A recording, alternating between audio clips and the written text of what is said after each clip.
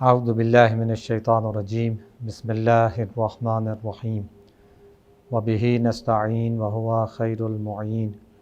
وصلی علی محمد وآلہ الطیبین الطاہرین وعلی جمیع الانبیاء والمرسلین والشہداء والصدیقین وعباد اللہ الصالحین اللہم عجل لولیک الفرج۔ ایک بار پھر اپنے تمام محترم ناظرین کی خدمت میں سلام عرض کرنے کے بعد معرفت امام زمانہ علیہ الصلاۃ والسلام کے حوالے سے گفتگو لے کر حاضر ہوں۔ پچھلی جو گفتگو ہماری ہوئی تھیں اس میں عرض کیا تھا کہ یہ جو عقیدہ مہدویت ہے، نام کا اختلاف ہو سکتا ہے لیکن ایک ایسی شخصیت کا وجود، ایک ایسی ہستی کے بارے میں وعدہ ہر مذہب، ہر ملت اور ہر دین میں ہمیں ملتا ہے، اور اس کے حوالے سے مختلف حوالہ جات بھی آپ کی خدمت میں پیش کیے تھے کہ نام کا فرق ہو سکتا ہے لیکن اس شخصیت اور اس ہستی کا کام سب کے نزدیک ایک ہی تھا: اصلاح بشریت، منجی عالم بشریت، عدل و انصاف قائم کرنے والا، ظلم و ستم کو مٹا دینے والا اور پوری زمین کے اوپر الہی نظام کو نافذ کرنے والا۔ تو یہ آپ کی خدمت میں عرض کیا تھا کہ ہر مذہب اور ہر مکتب میں ایک ایسی ہستی اور ایسی شخصیت کا وعدہ ہمیں ملتا ہے، اور جو اسلام کے نزدیک ہوتے گئے اس کے خد و خال واضح سے واضح تر ہوتے چلے گئے، یہاں تک کہ عالم اسلام میں اس کے بارے میں کافی زیادہ تفصیل ملتی ہے باقی ادیان اور مکاتب کی نسبت، اور پھر عالم اسلام کے اندر مکتب تشیع میں جو طول و تفصیل ملتی ہے وہ پھر کسی اور مذہب میں نہیں ملتی۔ تو اسی حوالے سے آج آپ کی خدمت میں پچھلی گفتگو میں کچھ قرآن کی آیات آپ کی خدمت میں عرض کی تھی، اور مختلف علماء عالم اسلام نے جو اس سلسلے میں کام کیے ہیں، کتابیں لکھی ہیں، مقالہ جات لکھے ہیں، وہ آپ کی خدمت میں عرض کیے تھے۔ آج آپ کی خدمت میں اس مہدی برحق کے حوالے سے جو ہمارے اہل بیت علیہم السلام نے، ائمہ طاہرین علیہم السلام نے ہمارے منابع میں روایات ان سے نقل ہوئی ہیں، کچھ روایات آپ کی خدمت میں عرض کروں گا معرفت امام زمانہ علیہ الصلاۃ والسلام کے حوالے سے۔ سب سے پہلے ظاہری بات ہے کہ ان 14 معصومین علیہ السلام میں، 14 معصومین علیہ السلام میں سب سے بزرگ اور برتر شخصیت اور ہستی کا نام حضرت محمد مصطفیٰ صلی اللہ علیہ وآلہ وسلم ہے، تو ان کی خدمت میں حاضر ہوتے ہیں، اور ان سے جو روایات ہیں چند ایک اس میں سے 2-3 آپ کی خدمت میں عرض کرتا ہوں۔ یہ روایت جو میں آپ کی خدمت میں عرض کرنے جا رہا ہوں یہ شیخ صدوق علیہ رحمہ نے اپنی کتاب الامالی میں اس کو نقل فرمایا ہے کہ ابن عباس سے یہ روایت نقل کرتے ہیں کہ ایک دن پیغمبر صلی اللہ علیہ وآلہ وسلم نے فرمایا کہ جب میں شب معراج خدا مجھے 7ویں آسمان پر لے گیا اور سدرۃ المنتہا سے ہوتے ہوئے میں ان نورانی پردوں اور حجابوں کو بھی کراس کر کے جب اپنے پروردگار کی خدمت میں پہنچا تو میرے خدا نے مجھ سے مخاطب ہو کر فرمایا کہ اے محمد صلی اللہ علیہ وآلہ، تو میرا عبد ہے، تو میرا بندہ ہے اور میں تیرا پروردگار ہوں، بس اپنے آپ کو میرے سامنے جتنا چھوٹا شمار کر سکتے ہو شمار کرو، اور جتنا ہو سکتا ہے میری عبادت کرو، مجھ پر توکل کرو اور میرے اوپر اعتماد کرو، کیونکہ مجھے یہ اچھا لگتا ہے کہ تو میرا بندہ بنے، تو میرا حبیب، تو میرا رسول، تو میرا نبی بنے، اور تیرا بھائی علی جو تیرا جانشین ہے، اور اس مدینۃ العلم کا جو باب ہے، دروازہ ہے، وہ علی ہو تیرا بھائی، اور میرے حجت اور میرے بندوں کے پیشوا جو ہیں وہ تو علی اور ان کی اولاد ہو۔ اسی طرح سے میرے جو دوست ہیں وہ میرے دشمنوں سے علی کے ذریعے سے پہچانے جائیں، جیسے کہ اس دعائے ندبہ میں بھی ہم یہ روایت نقل ہوئی ہے دعا میں کے ضمن میں یہ پڑھتے ہیں کہ لولا انت یا علی لا یعرف المؤمنون بعدی، کہ علی اگر تو میرے بعد نہ ہوتا تو پھر مومنین کو کوئی پہچان نہیں سکتا تھا۔ اسی طرف یہاں پہ بھی اشارہ ہے کہ اس علی کے ذریعے سے میرے دوستوں اور میرے دشمنوں کی پہچان ہوگی کہ کون دشمن ہے اور کون دوست ہے، کہ جو علی کا اللہم والے من والا ہو وعاد من عادا ہو، جو علی کا دوست ہے وہ خدا کا دوست ہے، اور جو علی کا دشمن ہے وہ خدا کا دشمن ہے۔ تو حزب شیطان اور حزب اللہ علی کے ذریعے سے پہچانے جائیں گے، اور میرا دین، میرا وجود پائیدار ہوگا، اور میرے دین کی حدود محفوظ ہوں گی، اور میرے احکام جاری ہوں گے علی کے ذریعے سے، تیری خاطر،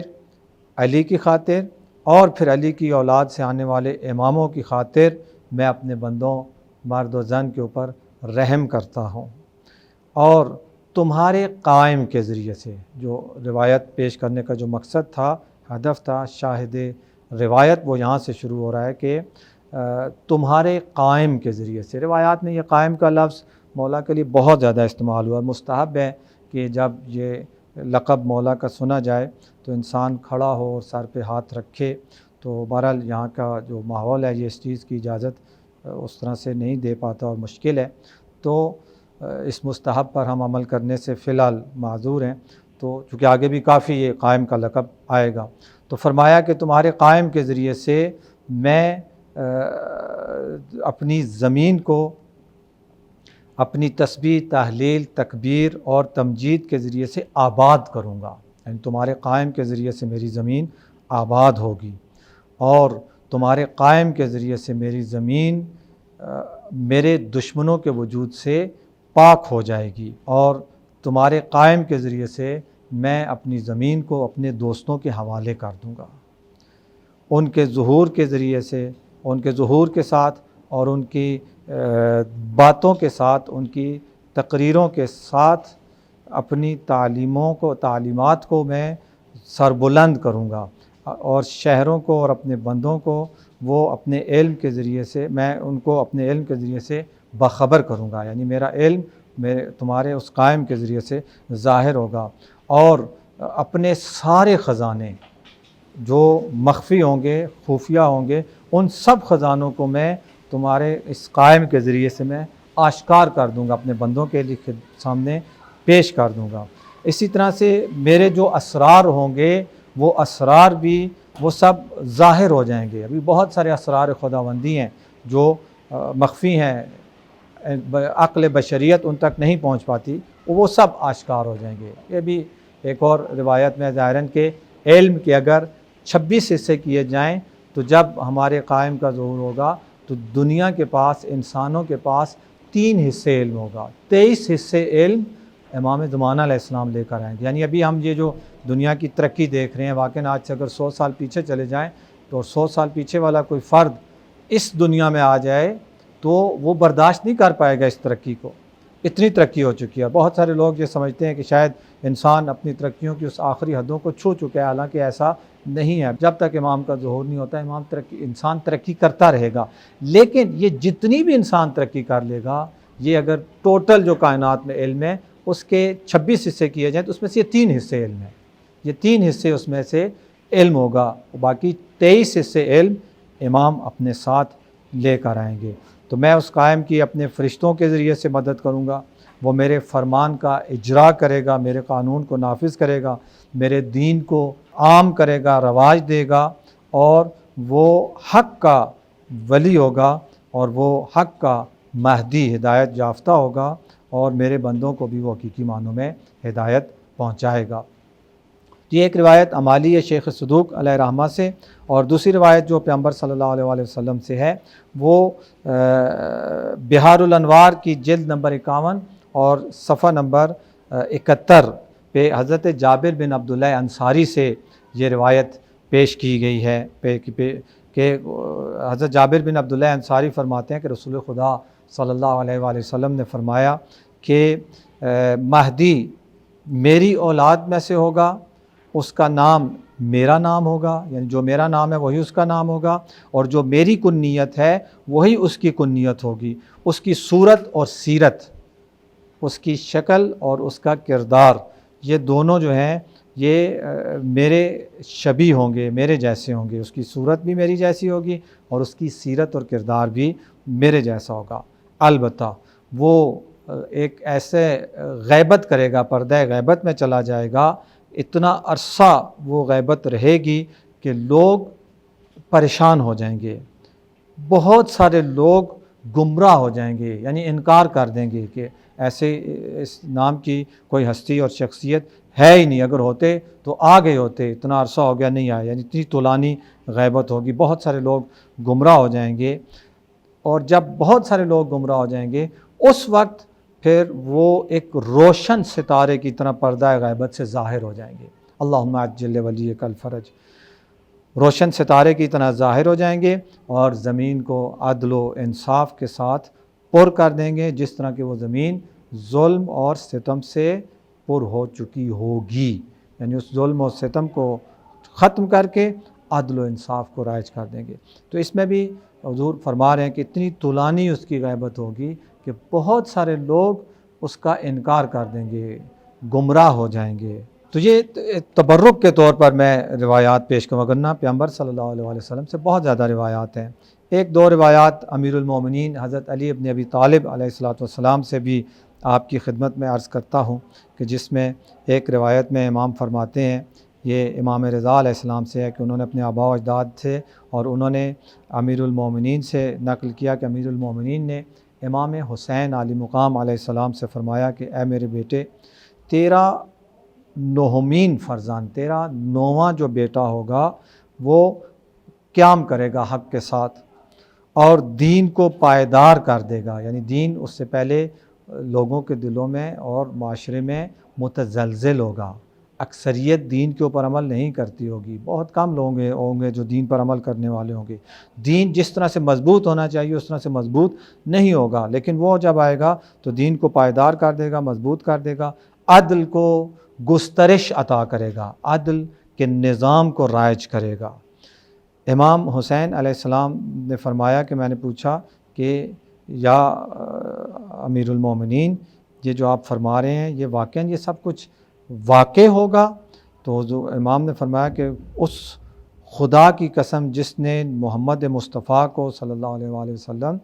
مقام پیغمبری عطا کیا کہ یہ سب کچھ واقع ہوگا، لیکن اس سے پہلے اس کی ایک غیبت آئے گی، اس کے اوپر کچھ ایسے حالات آئیں گے کہ وہ پردہ غیبت میں چلا جائے گا، اور سوائے مخلص چاہنے والوں کے اور پاک دل مومنین کے کہ جن کے دل نور ایمان سے اور ہماری محبت سے بھرے ہوئے ہوں گے، باقی جو ہے اس کے اس عقیدہ مہدویت پر ثابت قدم نہیں رہیں گے، یعنی قسمت والے ہوں گے، انتہائی مقرب اور مخلص افراد ہوں گے جو عقیدہ مہدویت کے اوپر ثابت قدم رہیں گے، غیبت کے طولانی ہونے کی وجہ سے اتنی طولانی ہو جائے گی۔ ایک اور روایت میں یہ چھٹے امام اپنے آباء طاہرین سے نقل کرتے ہوئے امام حسین علیہ السلام سے روایت کرتے ہیں، یہ روایت بھی بحار الانوار جلد 51 میں سے آپ کی خدمت میں عرض کرنے جا رہا ہوں کہ امام حسین علیہ السلام سے نقل فرماتے ہیں کہ امام فرماتے ہیں کہ ایک دن ایک شخص امیر المومنین حضرت علی ابن ابی طالب علیہ السلام کی خدمت میں حاضر ہوا اور فرمایا کہ یا امیر المومنین، ہمیں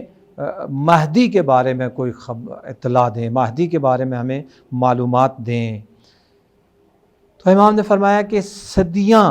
گزر جائیں گی، جب صدیاں قرنہا یعنی بہت ساری صدیاں جب گزر چکی ہوں گی اور بہت کم مؤمنین اور بہت کم حق کے طرفدار رہ جائیں گے،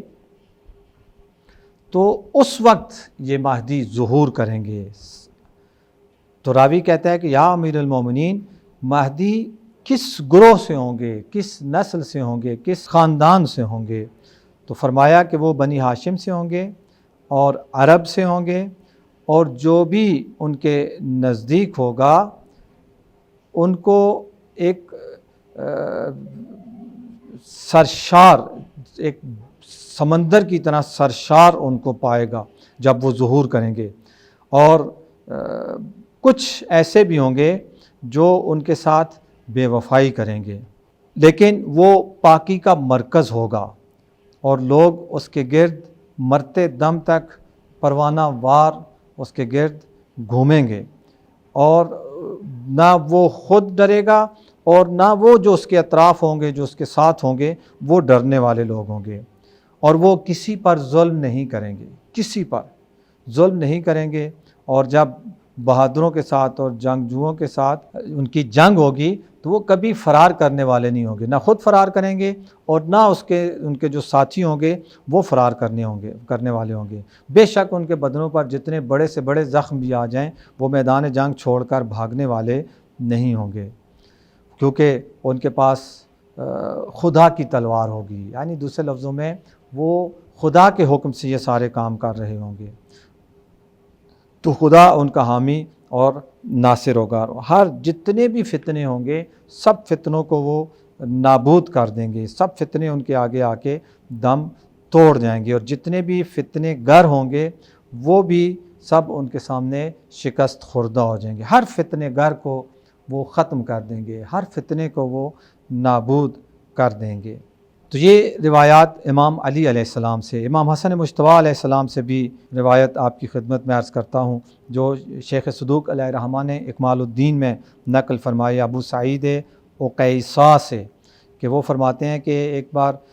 جب امام حسن مجتبیٰ علیہ السلام نے حاکم شام کے ساتھ صلح کی تو کچھ لوگ امام کی خدمت میں حاضر ہوئے، اور اس صلح کی وجہ سے امام کو انہوں نے برا بھلا کہا، امام کی خدمت میں، امام کے سامنے امام کو برا بھلا کہا، ان کی شان میں گستاخی کی۔ تو اس وقت امام نے فرمایا کہ وائے ہو تم پر، وائے ہو تم پر، تمہیں نہیں معلوم کہ میرا مقصد کیا تھا؟ میں نے یہ جو صلح کی ہے، اس زمین کے اوپر جس چیز کے اوپر سورج طلوع ہوتا ہے اور غروب کرتا ہے اور اس کی کرنیں پڑتی ہیں، یہ اس صلح کے اندر یہ تم شیعوں کے لیے بہتر ہے، تم نہیں جانتے میں تمہارا امام ہوں جس کی اطاعت تم پر واجب ہے۔ اور حکم پیغمبر سے فرمایا کہ دو افراد میں سے کہتے ہیں کہ ایک فرد بولا کہ ہم جانتے ہیں، انہوں نے کہا ہم جانتے ہیں، تو فرمایا کہ تمہیں نہیں معلوم حضرت خضر نے جو کشتی میں سوراخ کیا تھا اور بچے کو جو قتل کیا تھا اور دیوار کو جو گرنے والی تھی اس کو پھر دوبارہ تعمیر کر کے مضبوط بنایا تھا، اور حضرت موسیٰ علیہ نبی علیہ السلام کی ناراضگی کے باعث یہ تینوں چیزیں بنی، چونکہ حضرت موسیٰ کو ان کی حکمت کا پتہ نہیں تھا، ان کی حکمت کا پتہ نہیں تھا۔ اسی طرح سے میں نے یہ جو کام کیے ہیں ان کی حکمت کا بھی تمہیں پتہ نہیں ہے۔ یہ جو میں نے صلح کی ہے یہ بھی میں نے خدا کے حکم سے کی ہے، جس طرح حضرت خضر نے اگر کشتی میں سوراخ کیا تو خدا کے حکم سے، اگر اس بچے کو قتل کیا تو خدا کے حکم سے، اگر اس گرتی ہوئی دیوار کو دوبارہ مضبوط تعمیر کیا تو خدا کے حکم سے، اسی طرح سے میں نے یہ جو صلح کی ہے یہ بھی خدا کے حکم سے کی ہے، کیونکہ یہ خدا کا حکم ہے کہ ہم جو ہمارے زمانے کے حکمران ہیں، بہرحال ظاہری طور پر ہمیں ان کے ساتھ رواداری سے پیش آنے کا حکم دیا گیا ہے۔ تم جو توقع رکھتے ہو کہ ان ظالم حکمرانوں کے ساتھ ہم کسی قسم کا تعامل نہ کریں، کسی قسم کی بھی گفت و شنید نہ کریں، بلکہ ان کے مقابلے میں قیام کریں، تو یہ کام ہوگا، لیکن یہ کام ہم نہیں کریں گے، یہ کام وہ ہستی کرے گی، وہ شخص کرے گا کہ جس کی ولادت بھی لوگوں سے